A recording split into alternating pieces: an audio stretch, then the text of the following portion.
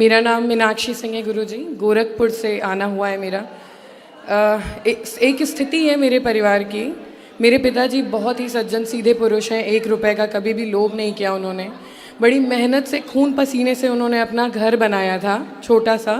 लेकिन मेरे चाचा ने, सगे चाचा ने गलत तरीके से वो घर लिखवा लिया और 60 साल की उम्र में मेरे पिताजी को मेरी माँ के साथ घर से बाहर निकाल दिया। ये स्थिति थी। सवाल ये है कि भक्ति भगवान की मेरे पिताजी मेरी माँ भी उसी तरह करते हैं और ज़्यादा लग के करते हैं, और वो भी करते हैं। नॉनवेज नहीं खाते, सारे तीर्थ धाम कर रहे हैं। ऐसी परिस्थिति में क्यों अधर्म करके भी आज वो आगे बढ़ रहे हैं?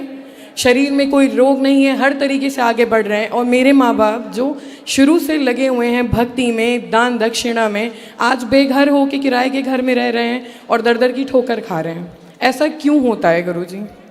कौरवों ने भी पांडवों का राज्य छीन लिया था जी। तो क्या हुआ? कौरवों ने जब राज्य छीना तो देर तो लगी पर सर्वनाश हुआ। जी। हुआ। इसलिए पहला तो ये कि उनका सर्वनाश होगा यदि वो गलत तरीके से किए हैं तो, जिन्होंने किया है, पहला। दूसरा, अर्जुन को भी गांडीव उठाना पड़ा जी। और लड़ना पड़ा। जी। कई बार अपने अधिकार की लड़ाई अपने को ही लड़नी पड़ती है। भगवान बोले मैं साथ हूं पर लड़ तू। अर्जुन के साथ थे पर लड़े अर्जुन। जी। भगवान भी साथ उन्हीं का देते हैं जो अपनी लड़ाई स्वयं लड़ते हैं। जी। तो अपनी धर्म की लड़ाई स्वयं को लड़नी चाहिए। ये मेरे पिताजी हैं, बहुत घबराते हैं, बहुत तो आपको अपनी लड़ाई लड़नी चाहिए। क्यों लिखवा लिया आपने? केस नहीं किया? केस चल रहा है गुरुजी, केस करा हुआ है, लेकिन वो पावरफुल हैं, पैसे देते हैं, आगे बढ़ रहा है। कोई बात नहीं, ईश्वर के आगे रावण का पावर टिका कि तुम्हारे चाचा का टिक जाएगा। बस यही इनको समझाना है। सर्वनाश जब होता है ना तो दुर्योधन का देख लो क्या हुआ, रावण का देख लो क्या हुआ। समझ ले तुम्हारे चाचा, वरना सर्वनाश निकट है, बोल देना। बस गुरुजी आपका आशीर्वाद चाहिए। गुरुजी राधे राधे। जी जी गुरुजी, मेरठ से आया हूँ आपको सुन के। जी गुरुजी, मैं एक जगह जॉब करता हूँ और मैं अपना काम बड़ी ईमानदारी से करता हूँ, और मुझको ये मालूम है जो मालिक हैं वो सही ईमानदारी से काम नहीं करते, गलत तरीके से पैसा कमा रहे हैं, पर मैं अपना काम ईमानदारी से करता हूँ। तो मैं वहाँ जॉब कर रहा हूँ, क्या मैं ठीक कर रहा हूँ या मुझे छोड़ देनी चाहिए? कहाँ? मेरठ। जॉब कर रहे हैं, अच्छा मिल रहा है? जी। तो मिल रहा है, ईमानदारी से काम करते रहो। जैसे कि मुझे पता है कि मालिक लोग ठीक तरीके से पैसा नहीं कमा रहे हैं, गलत तरीके से कमा रहे हैं, तो हमारा मन नहीं बैठ रहा है कि इस कमाई को हम। तो फिर मत करो। जी। भीतर से गवाही नहीं है तो मत करो। जी जी जी गुरुजी। जी गुरुजी, धन्यवाद।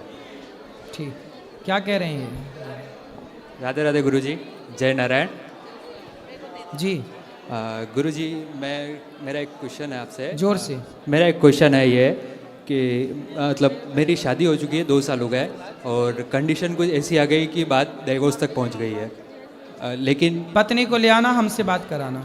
वो राजी है, वो खाली कंफ्यूज्ड है, उसके घर वाले डाइवोर्स करवाना चाह रहे हैं।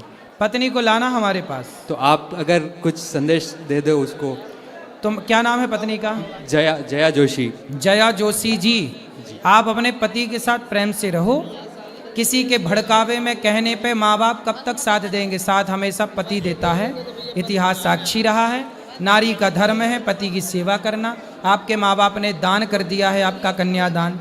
यदि इतना ही मोह था आपसे आपके माँ बाप का, तो फिर उन्होंने कन्यादान क्यों किया? सदा रखते। विवाह ही क्यों किया? अपने पास सदा रखते।